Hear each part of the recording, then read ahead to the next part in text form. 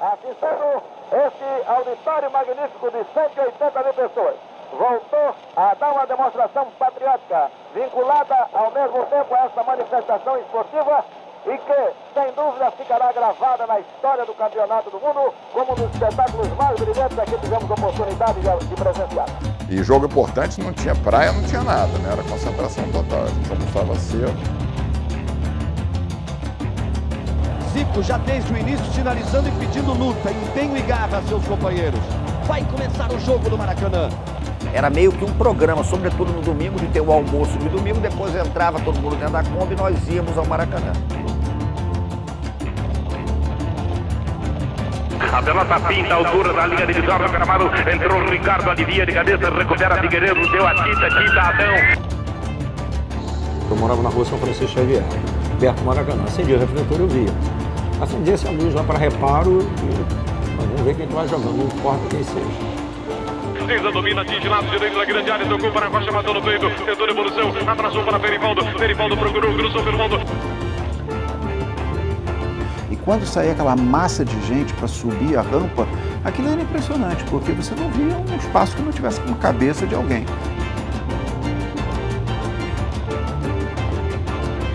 Marcando, obrigado então a virar para a ponta direita, sobe de novo, ia para matar a bola no peito, botou no terreno, cruzou para o Rony, matou, tocou para Romário.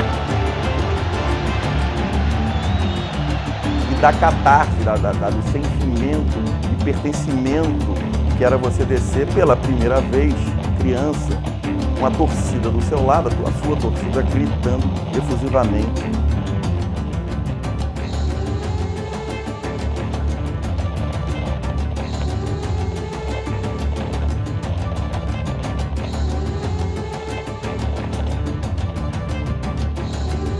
120 mil pessoas, para mim, quando eu entrei no Maracanã, vi aquela multidão, vi aquela coisa.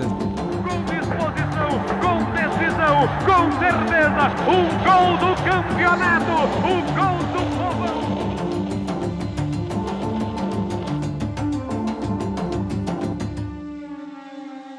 Eu não lembro de rigorosamente nada do jogo, mas eu lembro do espanto de ver o estádio. E o espanto de ver o estádio é o espanto do túnel da arquibancada.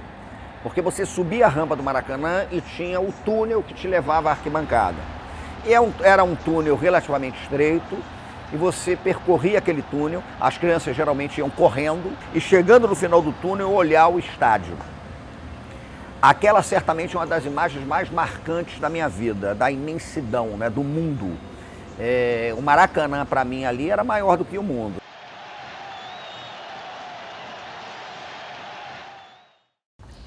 Eu nasci no Piauí e moleque vim para o Rio. No Piauí, naquela época, não tinha televisão. Na realidade, no Brasil não tinha televisão. Você via os jogos pelo rádio, ondas curtas, você ficava ouvindo.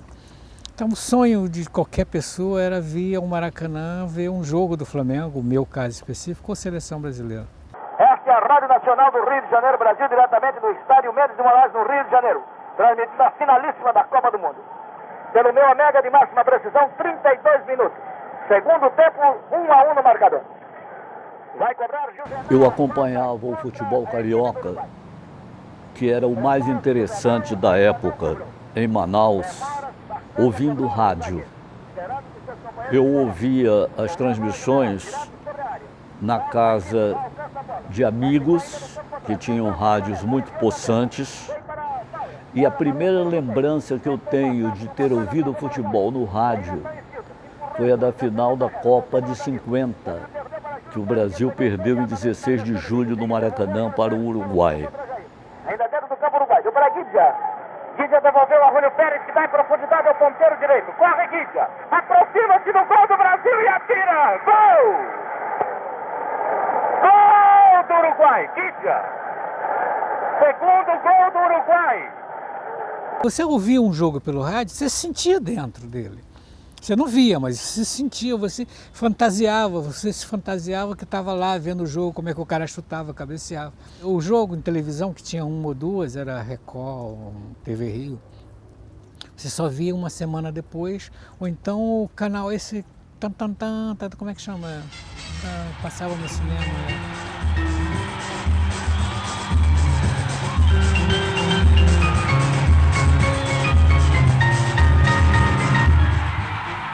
Este é o quadro alvinegro, onde figuram alguns campeões do mundo. Agora, a equipe do Flamengo. Aos rubro-negros bastava o empate para a conquista do título. Final do campeonato de 62. E o meu pai, flamenguista doente, meus irmãos flamenguistas, só iam na torcida do Flamengo. E eu estava lá na torcida do Flamengo, sentado para assistir Botafogo, Flamengo e Botafogo.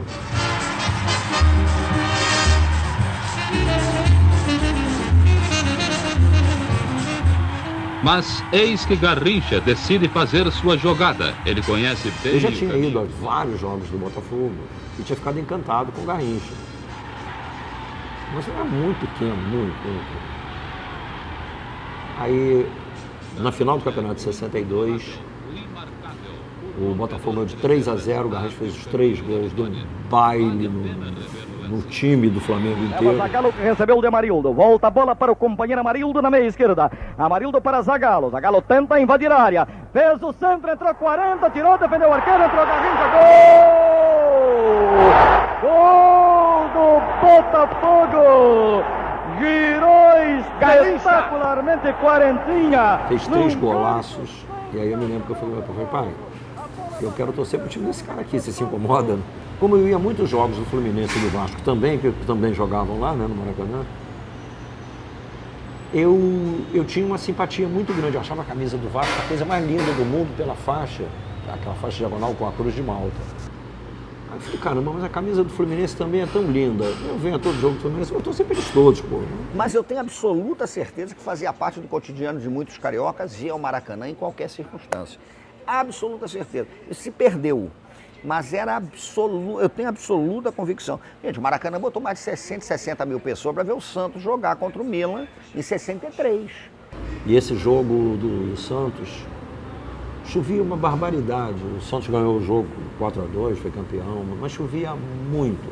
E eu quis ir assistir o jogo na geral. E eu tinha ingresso para arquibancada. O Maracanã era a extensão da vida de todo carioca.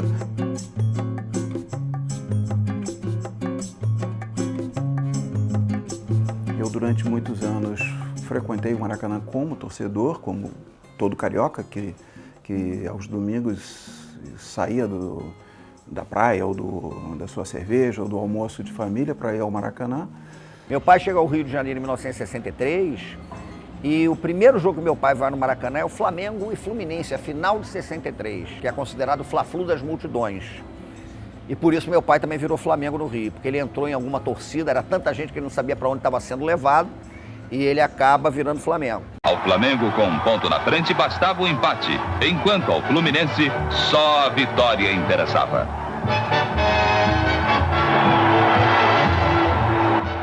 Foi o jogo com o maior público da história do futebol mundial, entre dois times da mesma cidade, com 177.020 pagantes. Dizem que havia mais de 200 mil pessoas no Maracanã. E eu até nem duvido, porque antes do jogo, a PM teve muito trabalho, até de subir a marquise para tirar torcedores. Porque boa parte dos torcedores, circundando a arquibancada do Maracanã, assistiu o Fla-Flu com as pernas penduradas. O estádio entupido, para sair foi uma dificuldade. Mas, só que era uma coisa tão civilizada, a torcida do Flamengo saía junto com a torcida do Fluminense. E era praticamente meio a meio. O Maracanã tinha pelo menos dos 180, uns 70 eram tricolores.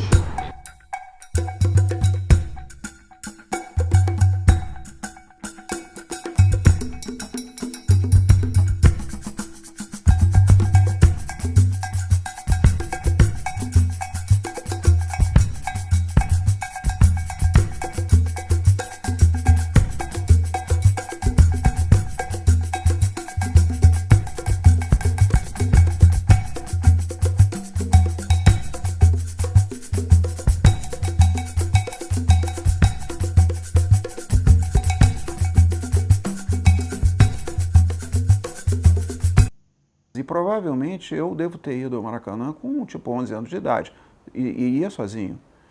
Nessa época eu já morava na Ilha do Governador ia de ônibus pela Avenida Brasil, com uma bandeira para fora da janela, uma bandeira do Flamengo, para fora da janela, até a estação da Leopoldina, onde parava o ônibus, e dali eu ia caminhando até o Maracanã. E o andar era muito rápido, eu lembro disso, o andar era muito rápido, aquele andar ansioso do jogo, né? Aquele andar veloz, né? E comentar, e ouvindo o radinho, que a gente usava radinho, né? Hoje não se usa mais, mas a gente usava radinho, e os caras iam aumentando aquela adrenalina, né? Olha aqui, estou aqui entrevistando, não sei o quê. Para mim, a saída do túnel Rebouças era sinônimo de Maracanã quando eu era criança. Então já saía do túnel e o coração já acelerava porque você já ligava imediatamente ao Maracanã. Então parece que aquele percurso ali do viaduto até o Maracanã era como se fosse um grande portal para aqueles sentimentos que a gente ia viver ali, né, no Maracanã. E era uma sensação de compartilhamento, de tribo, né? Porque na medida em que você saía à rua para caminhar, você ia percebendo que outros ônibus e os trens também iam deixando as pessoas ao longo desse percurso, e as pessoas iam formando grupos cada vez maiores, com bandeiras dos vários times, né? E não havia agressão, pelo contrário, havia brincadeira, um brincava com o outro, e as pessoas iam caminhando como se aquilo fosse uma grande meca.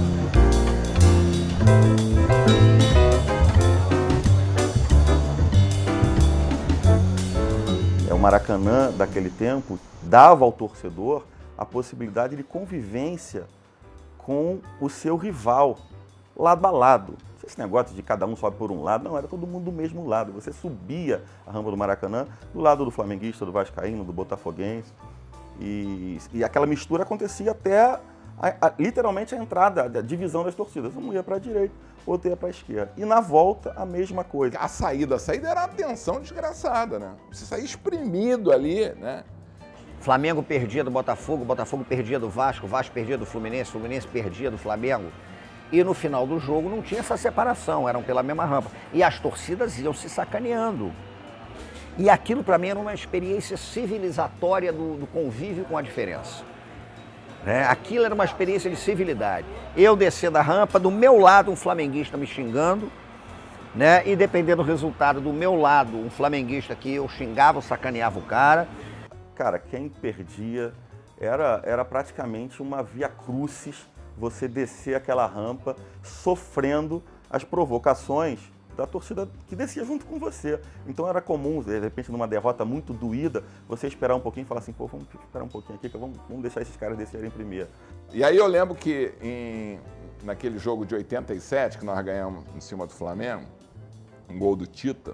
Para Luiz Carlos, entrou na área, é fogo, cruzou para Roberto, ajeitou no peito, deixou a bola para Paulo Tita, pegou,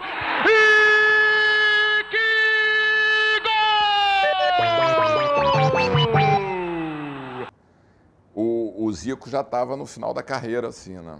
O Zico já estava... ele tinha sido machucado pelo Márcio, lá do Bangu, né? E já foi mal na Copa de 86, né? E o Zico sempre foi um símbolo muito grande para a torcida do Flamengo, né? Um grande símbolo. E aí nós ganhamos o título, coisa e tal, e na saída, olha só, a torcida do Vasco, o Flamengo descendo a rampa. Aí eu começo, né? Sopa de galo manco, se fudeu, coisa e tal. Irmão, os caras ficaram putos, né? Lógico, né? Com toda razão. Aí os caras, aí aquele negócio, né? Mas... Eventualmente, obviamente, você tinha aquele mais afoito, e aí tinha o princípio de porrada. Aí também eu acho que tinha um antídoto contra a porrada, porque começava um sinal de porrada no Maracanã, o grito era sempre mesmo, porrada, Porrada. Mão na cara, dedo na bunda, era um inferno. Porrada mesmo. Porrada que eu digo no bom sentido, não tinha essas brigas. A torcida do Vasco, a torcida do Flamengo, o cara estava do teu lado, entrava todo mundo junto, não tinha porrada. Saía uma confusãozinha, acabava rapidinho, entre as próprias pessoas separavam, não tinha nada. Hoje é que essa coisa imbecil, se eu botar uma camisa do Flamengo e você for vascaíno, você quer me bater, me dar porrada para tirar a camisa, não existia isso. Os torcedores eram como o famoso encontro das águas do Amazonas, entre os rios Negro e Solimões, que se misturam, mas voltam sempre para os seus lugares.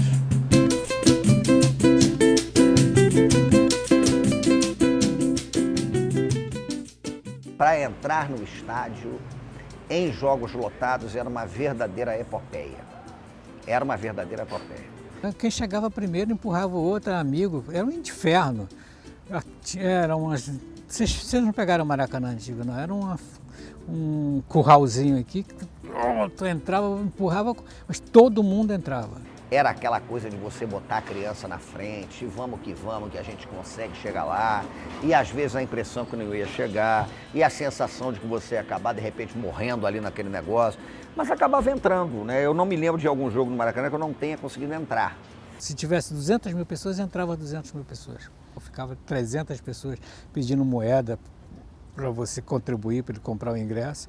Todo mundo viu o jogo. Qualquer pessoa que estivesse na rua ia à geral.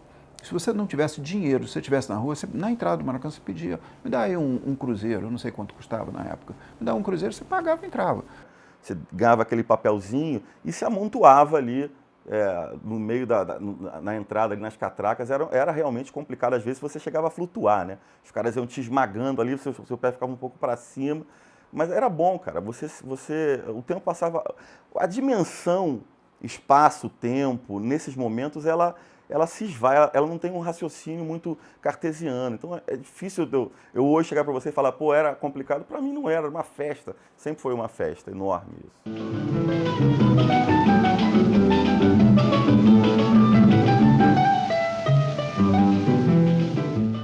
O jogo Flamengo e Vasco no domingo, na segunda-feira anterior, eles se reuniam na segunda-feira anterior.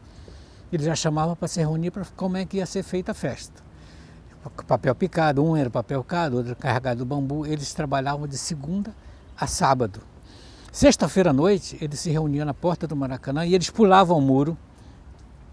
Maracanã, as torcidas tinham uma sede dentro do Maracanã, tinha salas, ficavam os instrumentos. Eles pulavam o muro, subornavam os caras de vigias e trabalhavam a sexta-feira inteira, sábado, domingo. Na hora do jogo estavam mortos, mas estavam lá.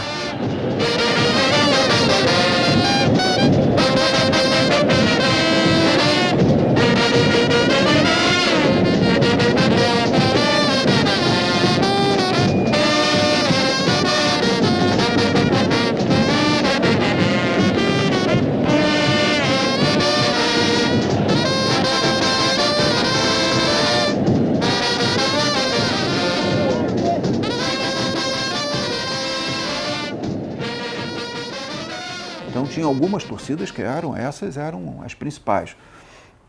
E elas ficavam ali, tipo assim, 15 minutos antes do jogo, elas entravam com as bandeiras. Não entravam antes. A gente pensa que o correto seria entrar antes de todo mundo, porque eram bandeiras que tinham mastros enormes, assim, né? E entrassem antes, colocassem ali no chão, para na hora do jogo levantar. Mas não, eles entravam tipo 15 minutos antes, quando o estádio estava lotado. E aquilo era um delírio, porque quando entravam as bandeiras do Flamengo, do Fluminense, do Botafogo, era uma disputa entre elas. Entravam aquelas bandeiras enormes assim, aí o público todo começava a gritar. E aquilo já era o prefácio do jogo. O jogo estava para começar, as equipes iam entrar em campo e as bandeiras começavam a entrar. Aí a torcida entrava em delírio, papel picado, fogos, aquela coisa toda, e aquelas bandeiras. Assim, cara, não precisa ter jogo.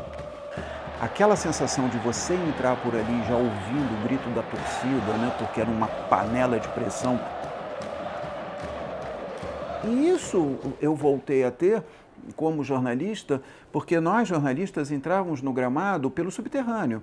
os vestiários e a sala de imprensa eram embaixo do gramado. Quando você ia por aquele corredor em direção à escada que dava acesso ao gramado, você já sentia a parede tremer. Era assim.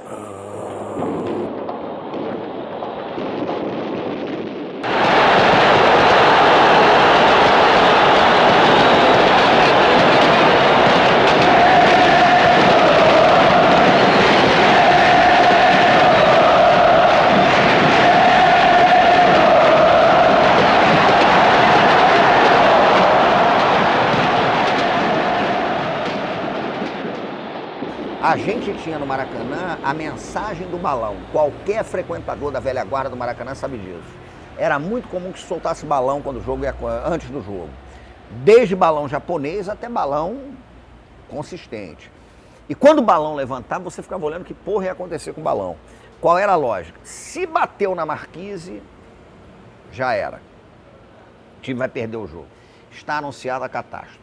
Se o balão passar da marquise e subir, é a vitória certa. O árbitro José de Assis Aragão, Chicão, cartão do Atlético, Carpegiani, cartão do Flamengo. Vamos lá para um minutinho só, gente, pera um minuto. Aragão, você fica com isso, Chicão, certo, seu Carpegiani? Coroa, Carpegiani, cara, Chicão. Quem ganhou? É o Flamengo. Campo a bola. Defende aí. Os torcedores apostavam a partir do time que ia entrar primeiro em campo. Apostavam em quem ia dar a saída no jogo, tanto que o sorteio do árbitro entre os capitães era acompanhado com interesse pelo rádio, porque as pessoas estavam ouvindo na arquibancada, principalmente na arquibancada. O campo não está ajudando para nada, hein? Realmente o campo está impraticável. Pra gente conseguir jogar uma bola na área, a gente tem que levantar a bola. E o juiz, tá prejudicando a gente, só dá falta contra a gente. Ele tem que se esquecer, ou melhor, ele tem que lembrar que tem 2 times jogando, não tem apenas um, não. Quarta-feira, meu irmão, o mundo cai no Rio de Janeiro, pensa. Chuva torrencial, 0-0, 0-0, e aí a mulambada começa a cantar. Oh, meu man, eu gosto de você.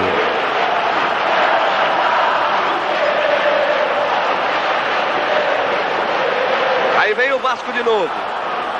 No momento que ele foi à frente, a torcida do Flamengo ameaçou parar. O Moser tomou, ela passou a cantar a plenos pulmões de novo. Aí eles começaram a cantar aquele negócio, 42, 43, e aquilo... Eu falei, eu não aguento ver isso. Tá entrando em campo toda hora. Ele vai na beira do campo e volta, vai e volta. Ele e o Santana. E o Carpegiani pede para o time segurar a bola o máximo possível. Começam a surgir os gritos de é campeão nas arquibancadas do Maracanã. Vamos chegar a 42 minutos, segundo tempo, 0-0. Aí eu falei, eu não aguento ver isso. Aí tava eu, o Álvaro, meu sobrinho, que tem a minha idade. Bora. Aí o Álvaro, não, o Álvaro é meu amigo. Eu vou ficar, vai sair o gol. 43, vai tomar. Aí começamos a bater boca, vai tomar teu cu, rapaz, se fuder, vai. Saí com o meu sobrinho.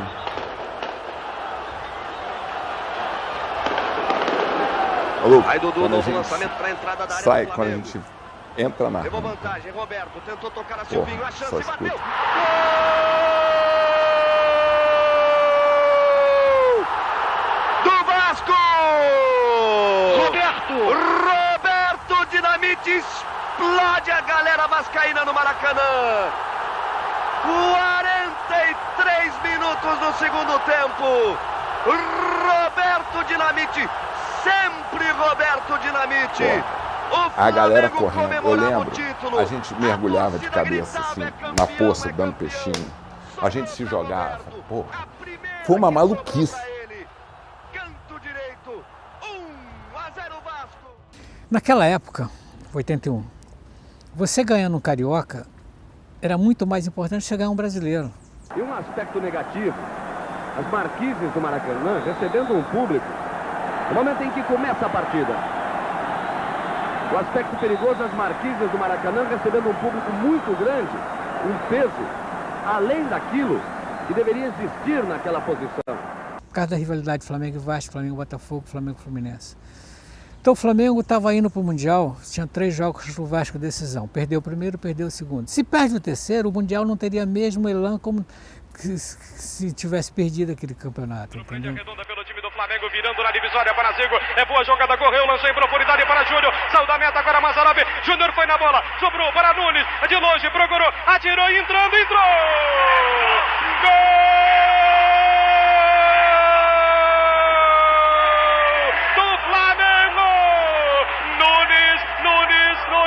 Marca aos 24, num lançamento que Júnior perdeu na dividida com o goleiro Mazzaropi.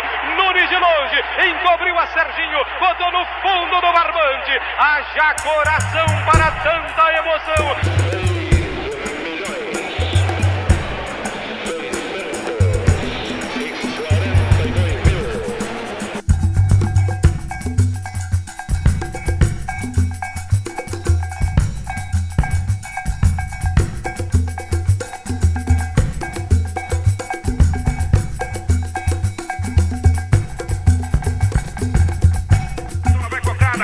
Disparando, vai descendo pela ponta direita, se posicionando ali na grande área, Romário, ele entrou, disparou de esquerda, é gol!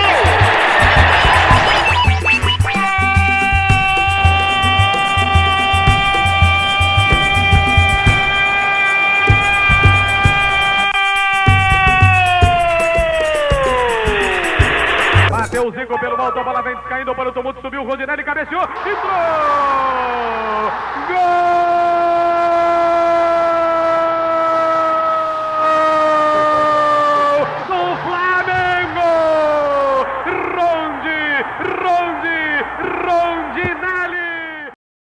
Teve uma final de 74. 200 mil pessoas foram ao Maracanã assistir a partida decisiva entre o Flamengo e o Vasco. E o Maracanã estava em reforma da Marquise. Cheio de andaime. Final Vasco-Flamengo 74. Cheio de andaime, pense. A galera toda nos andaimes pendurado para ver o jogo. Todo mundo nos andaimes todo. Não foi, porém, um grande jogo. Os times mostraram total incompetência em fazer gols.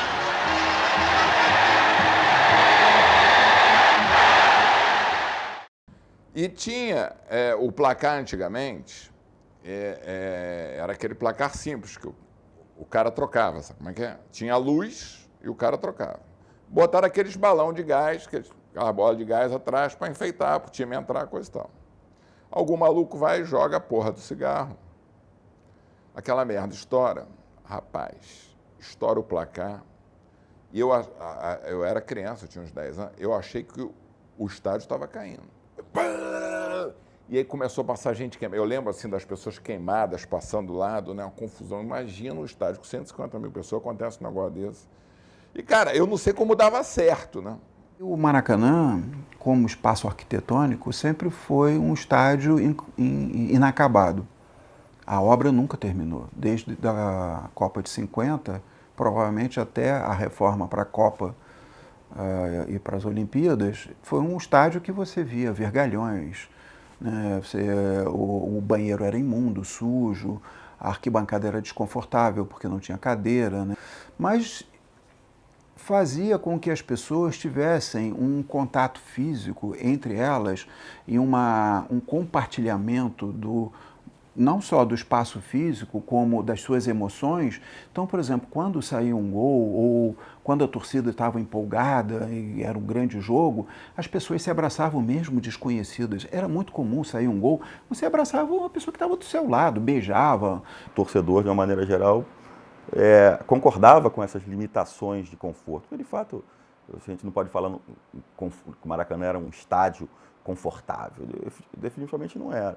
Mas ele era tão bom, a atmosfera, a eletricidade, a alma daquilo lá superava qualquer coisa. Passa sufoco a vida inteira, cara. Para entrar no Maracanã antigamente era sufoco, eu sou baixinho, careca, baixinho, fraquinho. Para comprar um ingresso era um inferno, mas comprava na bilheteria. A gente, tudo é sufoco. Não tem, o torcedor raiz, tudo é sufoco.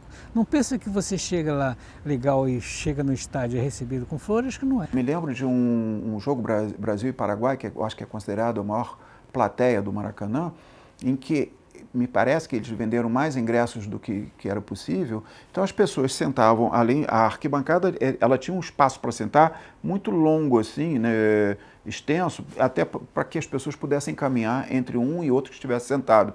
As pessoas estavam sentadas entre esses lugares. Você não tinha como caminhar. Você não tinha aonde passar. Tanto que no intervalo as pessoas não podiam ir ao banheiro, porque você não tinha como sair. Você não tinha como se levantar, as pessoas estavam... E saía um gol, todo mundo se agarrava, todo mundo se pegava, um caía por cima do outro. Era uma confusão enorme, mas era muito engraçado. Eu guardo como um troféu um fato, quem me conhece sabe. Eu tomei uma mijada violenta no Maracanã, de um saco de mijo explodindo em cima de mim, no Brasil e Chile, eliminatórias para a Copa de 90, o jogo da fogueteira. E não me rebelei porque... eu entendia perfeitamente que não tinha condições de alguém ir ao banheiro naquela circunstância. Então as pessoas mijavam, botavam num saco e mandavam lá para baixo, seja o que Deus quiser. Né? Não tem jeito. Mas o perrengue era esse, pô. Você tá ali, né? É complicado. E nesse Brasil e Chile foi... Mas eu fui cheio, rapaz. Eu nem era careca, podia ter essa desculpa, porra, e tal. Hoje não. Foi em mim mesmo aquele troço. Mas muita gente foi mijada ali naquele negócio. Aí eu ia perguntar, e agora? Agora nada. Ué, agora você abstrai da experiência do mijo e vê o jogo. Capricha no cruzamento, é pra Silas. Chegou pra ele, vai botar na área de novo, bateu por baixo. Romário, agora Bebeto!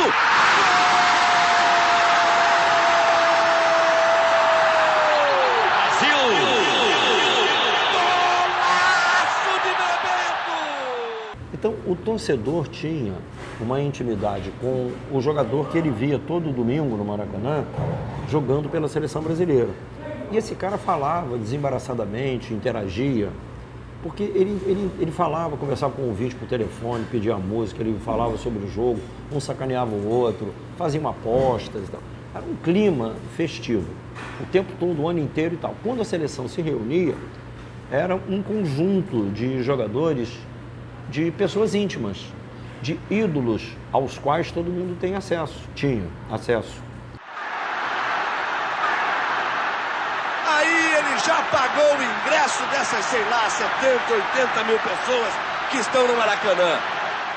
Campeonato Carioca de 89, Botafogo campeão quebrando o jejum, e não foi o gol do Maurício.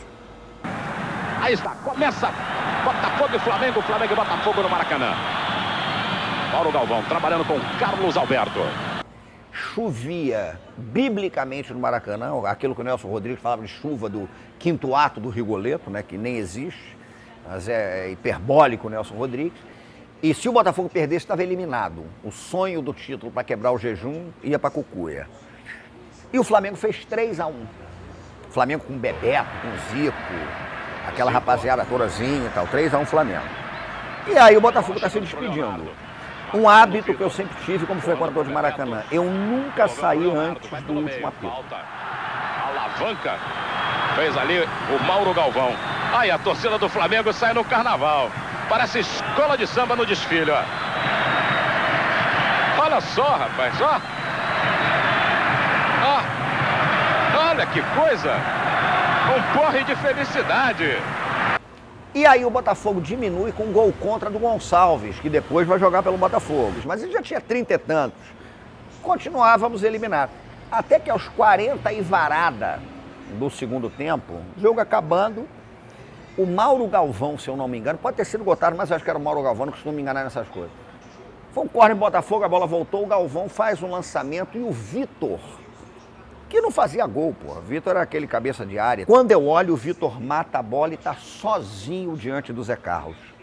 Parecia uma coreografia, porque no Maracanã, num dilúvio, a torcida procurava se abrigar na marquise. E a parte molhada ficava vazia. O jogo não estava lotado, porque foi realmente um dilúvio de parar o Rio de Janeiro. quando o Vitor matou a bola no peito, é como se o tempo tivesse parado. Demorou muito, Gustavo. Alcindo tentava pro Bebeto. Corte de Mauro Galvão. Tá valendo, Vitor. E como se fosse uma coreografia ensaiada, todo mundo do Botafogo que estava na parte coberta foi descendo para a chuva para ver que diabos ia acontecer. E aí o Vitor corta o Zé Carlos, rola para dentro e faz o gol. Tá valendo, Vitor. Vitor, Zé Carlos, olha o empate, olha o Vitor. Gol!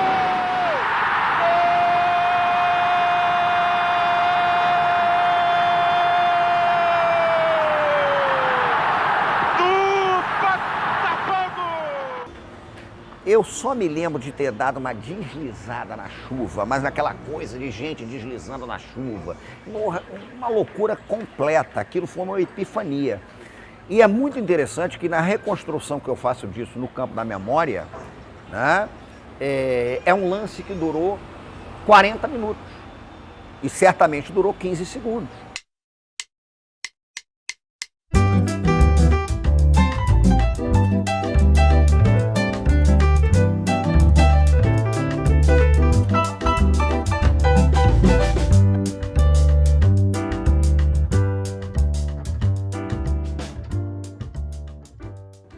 O Maracanã, ele era legal porque ele propiciava essas possibilidades todas, né? Inclusive de subversão, né? Porque o Maracanã era muito fácil de furar o bloqueio, né? Você tem uma ideia, as pessoas em grandes jogos escalavam o Maracanã por fora e iam para o teto do Maracanã, para a marquise lá do Maracanã, lá para o alto, para assistir o jogo lá de cima. Assim como hoje, eu imagino, fazem subindo nesses prédios para pichar prédio, né? E você fica imaginando como é que a pessoa subiu naquele prédio de 10 andares para pichar lá em cima. Faziam isso naquela época. Por fora subiam até lá em cima. Eu próprio fotografei algumas vezes lá de cima, inclusive com torcedores do meu lado, e conversava com eles assim: você subiu por onde? A gente subiu por ali. E por ali era por fora. Você não consegue imaginar como é que eles faziam aquilo. Bom, eu não fui tentar fazer, né? Mas assim, eu tinha um amigo que era do Salgueiro, o Henrique Negão, jogava com a gente.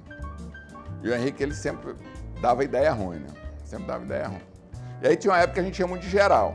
Aí o Henrique dizia assim: porra, vamos de geral, mas vamos pular pra cadeira. Que aí era a grande transgressão. E aí nós fomos num jogo do Brasil, na hora do hino nacional, que os guardas tinham que... Os guardas tinham que ficar parados, é a hora, né? Aí os guardas parados, hino nacional, e aí a gente fazia pezinho pra pular pra cadeira. Aí pular na cadeira, olha só, a cadeira era ruim de ver jogo, que nem a geral, mas era uma grande transgressão, né? E aí os policiais putos, né? Assim, aquela coisa. E a gente esperava o horário do hino nacional pra poder fazer esse negócio assim. Torcer na geral era a maravilha de você torcer sem saber o que está acontecendo no campo.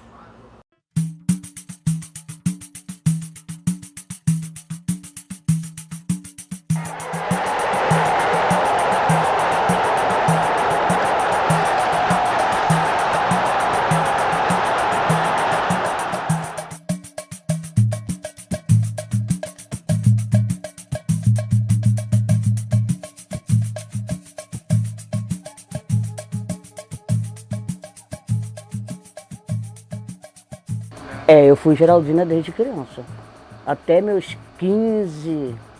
Quando eu consegui ir para arquibancada, eu ia, mas eu tinha mais mesmo, meu carinho mesmo era mesmo a Geral. Porque a Geral era uma família, 160 mil pessoas, uma família. Entendeu? Você se encontrava com o pessoal que jogava bola no aterro do Flamengo, você contava com o pessoal que ia para a praia, tá entendendo? Então, a Geral, ela era um lar. Era uma casa sem cadeira, sem mesa, sabe? Muitas vezes fui a Geral apenas pelo prazer de ir para a Geral, por estar junto daquelas pessoas, torcer daquela forma, porque da Geral se via muito mal o jogo. A Geral, a cabeça das pessoas ficavam praticamente no mesmo nível do gramado. E no gramado tinham várias pessoas, os jornalistas que ficavam sentados no gramado, os cinegrafistas, fotógrafos, todo tipo de gente. Então você quase não via o jogo. Mas o torcedor da Geral, ele tinha um comportamento que era muito engraçado e era muito... tinha muita crítica, né? Tinha uma coisa bem mais extrovertida. Quem ia para a arquibancada ia para assistir o jogo. Se quisesse fingir que está vendo o jogo, ia para o meio de campo. Aí você ficava no meio de campo e tal.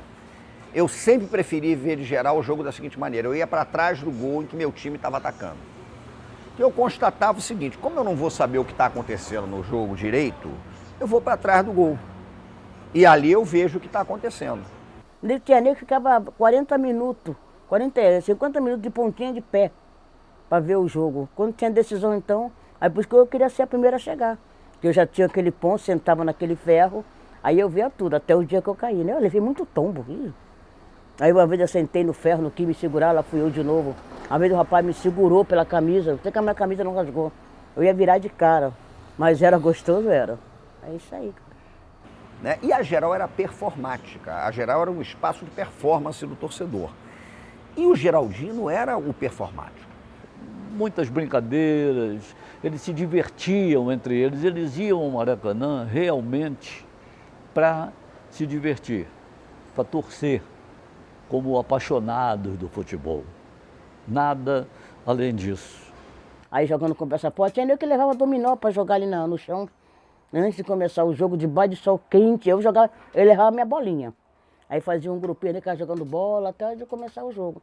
Então, a geral, para os geraldinos antigos que sabem que o que é geral, deve sentir muita falta disso, cara. Você vai para o Maracanã, fica sentado na cadeira, aí fica conversando com um, implicando com o outro, para passar a hora até chegar a hora do jogo, né? O geraldino tinha que estar no estádio, isso é que é um negócio interessante. Porque você via gente na geral que não estava olhando o jogo. Não estava olhando. Eu tenho um grande amigo, infelizmente já falecido, faleceu precocemente, Ricardo, que foi a esse Botafogo e Flamengo comigo, e ele não viu o jogo, porque ele ficou dando volta na geral. Ele dizia que não tinha condições emocionais de ver o jogo e, ao mesmo tempo, ele não tinha condições emocionais de estar longe do jogo. Então ele ficou o jogo todo dando volta, não via nada. Quando eu conheci o Maracanã, o primeiro lugar que eu comecei a ver o jogo do Flamengo foi na geral. Porque era um lugar que eu podia correr, brincar. Eu até levava a minha bola para ficar brincando na geral com os meninos e a rapaziada. Eu era a torcedora mais feliz na geral. O cimentão da arquibancada era muito precário. Mas aquela precariedade, ao mesmo tempo, ela dava uma certa liberdade para as torcidas se apropriarem do espaço do estádio, que era muito interessante. Então, às vezes acontecia de você passar um sufoco terrível, porque estava muito cheio, e rola briga, e rola tudo, mas você tinha a possibilidade de deslocamento para o outro lado, sobretudo quando era jogo de um time só. Aí no outro lado você viu o jogo com maior tranquilidade, aquela coisa toda. Vai determinar o início, daí o que você queria. Bola rolando no Maracanã, começa a decisão, Campeonato Carioca, 1995, Flamengo e Fluminense, Fluminense e Flamengo. Era uma chuva de para-brisa, cara, que você precisava, você não conseguia enxergar nada. E o Fluminense fez 2-0 no primeiro tempo, no meio dessa chuva. Um gol do Leonardo, um gol do Renato Gaúcho. Os sentimentos eram muito contraditórios, porque a gente queria acreditar, mas ficava com receio, né, de receber uma virada do Flamengo, porque o time dos caras realmente era muito bom e o Fluminense estava há 10 anos sem ganhar nada. Nada. Fez a jogada na esquerda, recebeu, deu um toque, marcando aos 30 cravados no primeiro tempo. E aí veio o segundo tempo, o Flamengo faz 2-1 e aquela arquibancada, cai. Romário, primeiro gol da história do artilheiro contra o Fluminense. E 2-2. Levantou no meio, passou por todo mundo, é do Fabinho, ajeitou, cortou, agora bateu e o gol! E aí, cara, o Fluminense descambou, já tinha sido um expulso de cada lado. E no 2-2, o Fluminense teve um outro jogador expulso. Expulso de campo. Foi uma entrada terrível. Você pega... Acertou o adversário, veja outra vez. Ele acertou Fabinho. E aí, cara, assim, muito tricolor saiu do estádio. Muito tricolor saiu do estádio. Assim, a gente via, 2-2. Os caras com a vantagem do empate, faltando pouco tempo. O Fluminense com 8 na linha, os caras começaram a sair. E eu fiquei porque eu nunca saí, assim, não existe sair antes do apito final em qualquer circunstância, nem que seja para xingar quem está lá, a gente tem que ficar, eu acho que é um compromisso. E ficava lá, mas eu mesmo fiquei prostrado. Eu falei, pô, 10 anos, cara, não é possível. Olha a renda no Maracanã, é recorde público neste campeonato. Público pagante, 120.418. É o público do maior estádio do mundo. Público não pagante, 6.491. Renda, 1.621.850 reais. Um rendaço. Fica com 9 homens do Fluminense. Enlouquece a torcida do Flamengo. Está muito perto do título absolutamente merecido, Gerson. E aí, cara, passa essa memória pra mim, talvez seja a mais marcante de toda a história do Maracanã. Passa um vendedor de faixa, que tinha esse hábito. As pessoas vendiam faixa de campeão, até hoje tem. Mas os caras entravam na arquibancada. E o cara, ele obviamente ele era Flamengo, porque era o único cara que estava rindo naquela arquibancada que parecia um velório. Ninguém tinha força para cantar. E o cara rindo, vendendo a faixa, aê, Flusão campeão, assim, num tom de escárnio, inacreditável. E ninguém tinha força nem para brigar com o cara. E eu falei assim, cara, me dá 2 faixas,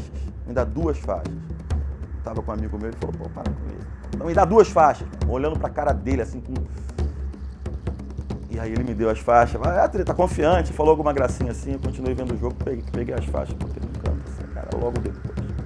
Mas logo depois aconteceu tudo aquilo. Quer dizer, o Ailton pegou aquela bola, driblou para um lado, driblou para o outro.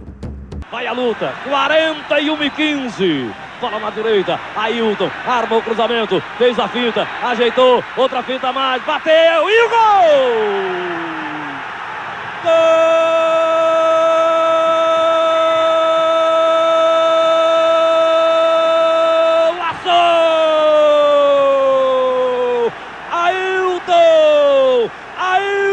Ex-rubro-negro entrou dançando na defesa do Flamengo, um canhonaço de perna esquerda a 42 minutos do segundo tempo. Outra vez o Fluminense na frente, 3-2. É cruel, é muito cruel. Ailton do Acari. Ato contínuo, eu olhei pro bandeirinha para ver se o cara corria na direção do gol, deu o gol, olhei pro juiz, olhei o Renato correndo e não olhei para mais ninguém, cara. Eu fui atrás do vendedor da faixa. Peguei a faixa, minha irmã, é tricolor, é Fluminense, aquela alegria desmedida, todo mundo comemorando, chorando, se rolando na arquibancada molhada, pó de arroz. E o cara, o único lugar no mundo que ele não queria estar era ali, abraçado com a gente, todo mundo é abraçado do cara, e o cara querendo se desvencilhar porque ele era Flamengo, ele largou as faixas, pegou faixa, botamos faixa no cara, não foi o melhor jogo da minha vida, o melhor jogo da história do futebol. Amor maior não tem igual.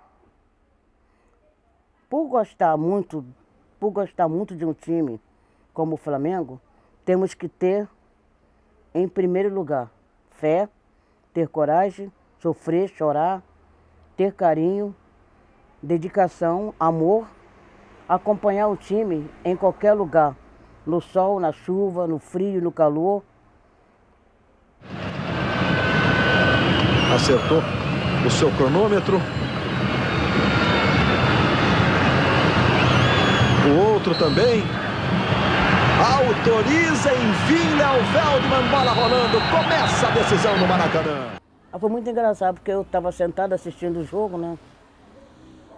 E tinha do meu lado um vascaíno, chato pra caramba, e do meu lado, ai meu Deus do céu, do meu lado um senhor de idade, podia ter uns 80, já bem velhinho mesmo.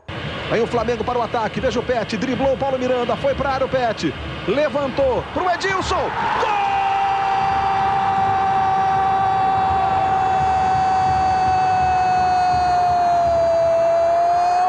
do Flamengo! 2-1 era do Vasco, né? Aí tá o cara do meu lado, 2-1, né? Agora não tem nada de vice não. Não, acabou esse negócio de vício. Olhava pra cara dele assim e dizia, meu Deus, tanta ilusão, mas tudo bem, né? Jogo é jogo. Aí ele tá. Aí o Beto tinha batido 4 faltas, nenhuma entrou. De novo o Pet ajeitou novamente a bola. Ele e o Beto Petkovic para a cobrança. Já está autorizado. Olha o Pet. A batida tocou na barreira. Aí o cara tá lá. Mas não. E a torcida do Vasco já estava gritando campeão. Acabou o bicho, cantava aquelas músicas boas, né? Os palavrões muito bonitos, né? O cara tem vício, não sei o quê. Ele aí, tá vendo? Ela massa. E o técnico Zagallo olha pro relógio, 43 minutos, corta a cabeça. Amigo, agora aquele momento é o seguinte, se ele fizer, ele não perde mais também. O Vasco agora, Paulinho, se levar o gol não tem tempo de reação. E acaba de chegar São Judas Tadeu. Olha, e o Flamengo treinou muitas cobranças de falta durante todo o dia ontem. 43, faltando 2 para acabar, Petkovic na falta, prepara. Atenção, Pet pra bola, bateu, guardou, é campeão assim! Gol do Flamengo! Na hora de acabar o gol do Tri! Pet!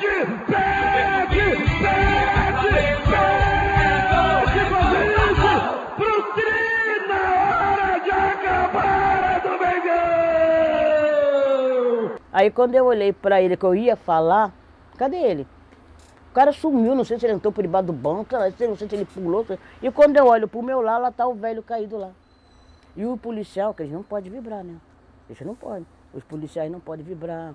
Aqueles segurança que fica ali ao redor do Maracanã da gente, não pode. Aí eles ficam tudo com a mão cerrada assim, né? Aí tá, aí quando eu olhei assim, o velho caído, aí o policial tava assim com a mão vibrando.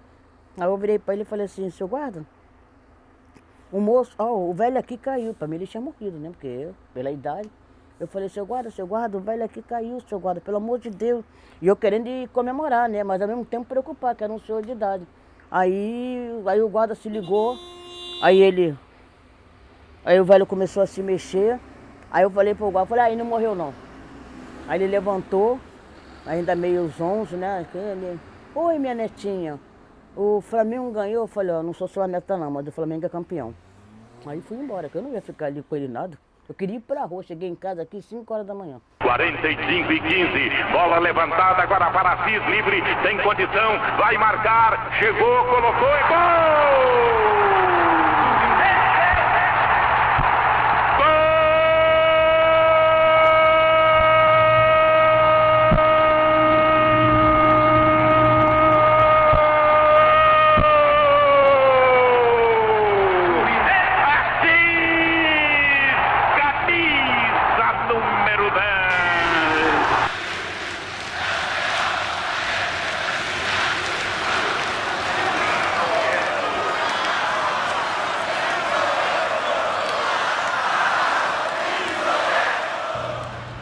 Fizeram um espetáculo com fogos de artifício em verde, vermelho e branco. Fizeram fumaça em verde, vermelho e branco. Coloriram o Maracanã todo de verde, vermelho e branco. Teve uma queima de fogos que foi a mais bonita da história. As músicas, o cântico, a torcida, o embalo, o ambiente que estava no Maracanã, o cenário era um cenário glorioso, assim, de vitória apoteótica, sabe, a coisa mais marcante do mundo. Nunca vi um Maracanã tão bonito na minha vida, nunca vi. A torcida jogou uma tonelada de talco, fogos de artifício em cima da... Foi uma festa absolutamente apoteótica, olímpica. Eu me lembro que eu estava na cabine, falei com o Apolinho, o Astor Rodrigues, falei, eu acho que você já viu aqui no Maracanã algum espetáculo desse aqui? Olha que nós já vimos shows de torcida aqui, porque tem jogo que a torcida é muito melhor do que os times, né? Alguns, vários. Foi igual ao de hoje, eu nunca vi. Parecia um encerramento de uma Olimpíada, a festa que o Fluminense fez e não ganhou. E perdeu nos pênaltis, foi muito sofrido. Mas o dia mais sofrido da minha vida no Maracanã foi recente, sem dúvida. Porque ali no jogo contra a LDU eu sofri como torcedor. Nesse jogo que eu vou falar, eu sofri de uma outra forma, eu sofri como gente, cara. Como me tiraram uma coisa muito grande. Foi o primeiro jogo que eu fui nesse novo estádio que eles colocaram lá no lugar do Maracanã.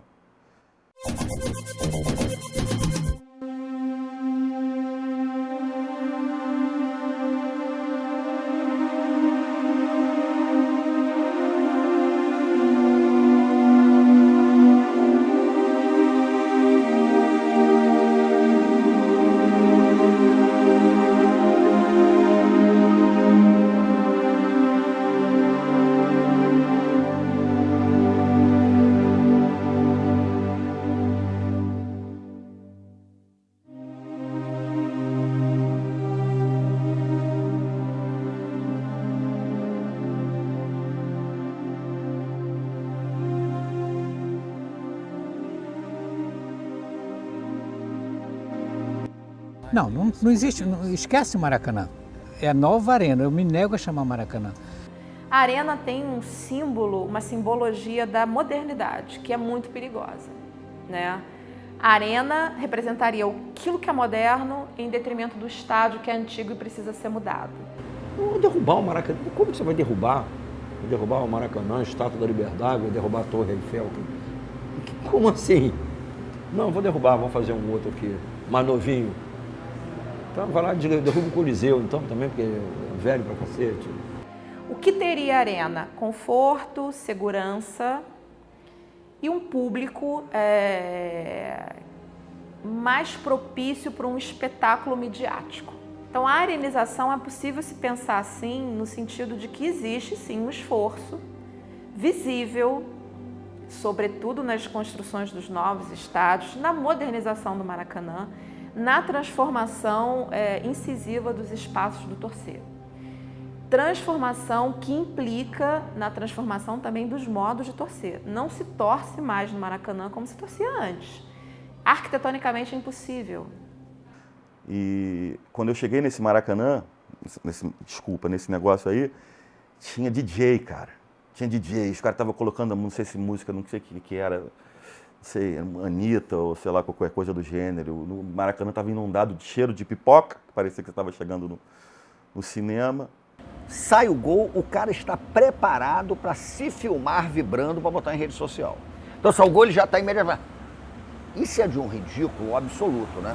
O cara pegou o celular, o gol! Aí ele cata o celular e ele se filma. E está ele lá para mostrar que está filmando. A subida da rampa, que era um momento forte, um momento imponente da história do Maracanã. Ontem eu estava reparando, inclusive já reparei, as pessoas sobem a rampa se filmando. Elas não cantam por amor ao time, elas cantam para botar numa rede social e as pessoas verem que elas estão cantando. Esse novo torcedor, ele vai lá primeiro para beber. Segundo, mandar selfie, mandar celular, foto no celular, transmissão ao vivo. Depois ver o jogo. Muitas vezes eu vejo o cara no celular e gol.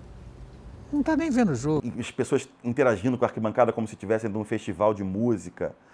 Uma coisa que me fez um mal tão grande, mas tão grande, que eu chorei. Nesse dia eu desabei de choro. Falei, pô, cara, como é que fazem isso com o Maracanã?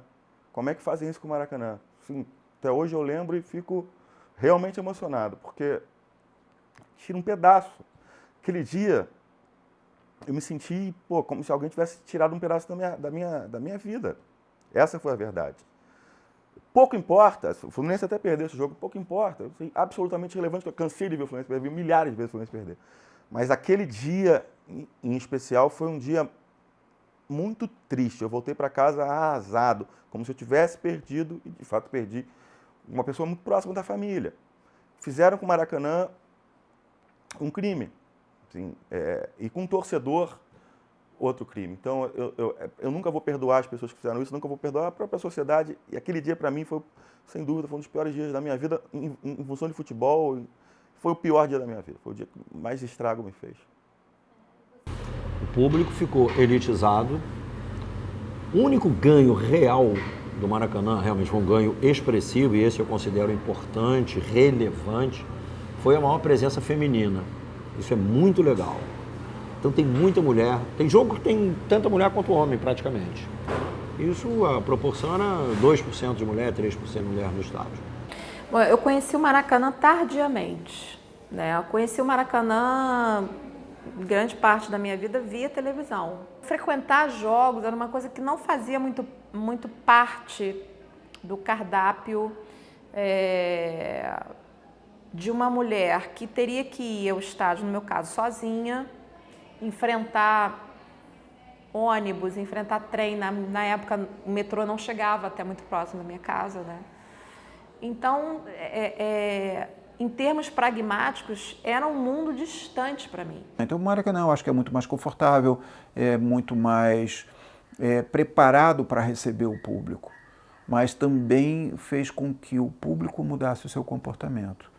Não só o próprio espaço do Maracanã, como todas as regras estabelecidas pela FIFA na época da Copa do Mundo, depois pelos administradores dos estádios. Eu me lembro que quando começaram a obra do Maracanã, uma pessoa que era o gestor da obra, eu não me lembro quem era a pessoa, eu me lembro que era uma matéria de primeira página do Caderno de Esportes do Globo, em que ele falava que o grande desejo dele, me imaginei, era um sujeito com uma cara de iupe, que não tinha muita cara de ser um frequentador do estádio, mas o que me chamou a atenção é que ele dizia que o grande desejo dele é que o público do Maracanã se comportasse como nos jogos de tênis de Wimbledon, que não tirassem a camisa, que não ficassem sem camisa, porque ele achava aquilo antissocial, feio, mal educado, que as pessoas tivessem um comportamento como nas partidas de tênis em Wimbledon, que é na Inglaterra. O Maracanã antigo era aquele Maracanã que tinha mijo no corredor, era um Maracanã que você soltava fogos, brincava, papel higiênico, bandeira. Agora não, tudo é proibido, tudo. É uma arena que a gente vai repetir, o cara vai lá para ver um espetáculo. Mal comparando e assumindo essa comparação que não é tão perfeita, eles conseguiram tirar a alma do torcedor. Quando você tira a alma, você vira uma espécie de zumbi.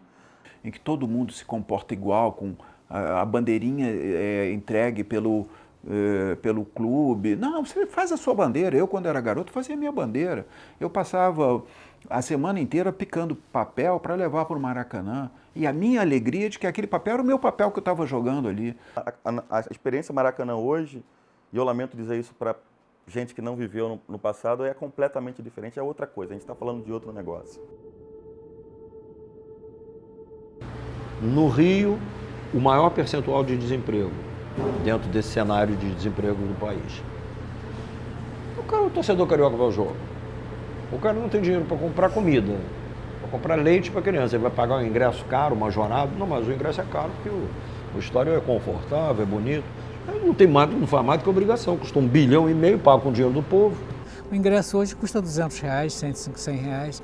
E ele não compra porque ele não tem cartão de crédito, ele não tem mais acesso a isso. Esse torcedor está fora e não tem retorno. Não tem retorno. Eles conseguiram tirar o povo do Maracanã. Isso é um fato incontestável. Você pode tentar explicar de qualquer jeito, mas eu vivi lá, eu sei como é que funciona. Tiraram o povo. O povo gentrificaram o futebol. O projeto da mudança do Maracanã acabou com o estádio, botaram uma caixa qualquer lá no lugar, mas mais que isso, ela na verdade era um projeto para afastar o torcedor, né? Isso me mata, isso não me incomoda não, isso me mata. A festa no Maracanã era uma característica do Rio, isso se perdeu. As pessoas tinham muito essa mistura, né? As pessoas, eu acho que tinham pouca reserva assim, em relação a se misturar. Eu acho que talvez tivesse assim, aquele desejo de inconsciente, talvez, né, de uma democracia que o Brasil nunca teve, sabe? O estádio pode ter ficado moderno, mas o Maracanã antigo era um estádio bem mais charmoso, bem mais interessante. Eu acho o Maracanã lindíssimo. Só que o Maracanã antigo, ele era o maior, o melhor e o mais bonito. Ninguém perguntou ao torcedor: você quer que acabe com o geral? Você quer que fique só cadeira? Ninguém perguntou. Frestas estão surgindo o tempo todo. Eu continuo frequentando o estádio. Eu não sou daqueles que me recusei a continuar acompanhando futebol. E é muito curioso que hoje você busque exatamente essas frestas, né? Você busque reconfigurar modos de torcer que às vezes vão se fundamentar nos escaninhos do que é constituído. O torcedor raiz quer ficar em pé cantando, gritando, pulando. Se botar uma cadeira vai quebrar. Dá para fazer em tudo que é lugar. No Maracanã, no Morumbi, em qualquer lugar, divide. Camarote para quem quer ir de camarote, cadeiras para quem quer ir de cadeiras e arquibancada para quem quer ir arquibancada, cimento. Mesmo que esse diálogo não seja criado, o que eu acho interessante é que de algum modo o torcedor vai tentar se reapropriar daquilo e tentar fazer daquilo o espaço dele. Patrimônio do povo carioca e do povo brasileiro, né? E tem que ser respeitado e tem que voltar a ter os grandes jogos lá, né? E oxalá não consigam fazer do futebol isso que eles estão querendo aí. Eu, se voltar geral, vou ser a primeira a dar lá. Vou até a primeira. Pô, eu gostava, eu tenho saudade, cara. A gente vai lá para arquibancada, fica lá e tudo, às vezes vai, olha assim, aí vê aqueles, onde é as cadeiras, né, que é a geral. Novos afetos vão sendo formados, mediante condições conjunturais. O Ortega y Gasset foi um filósofo que, nas meditações do Quixote, em que ele flerta um pouco também com a filosofia e a epistemologia da história, ele dizia, eu sou eu e a minha circunstância. Então o meu filho tem uma circunstância que não é a minha, né? Gosto de conversar com ele sobre o Maracanã e tal, mas novos afetos vão sendo forjados. Para mim, né, do ponto de vista da construção, da minha memória, daquele negócio todo, o que aconteceu no Maracanã foi um assassinato, e eu acho que é um assassinato, é imperdoável, né? Mas o Maracanã está aí.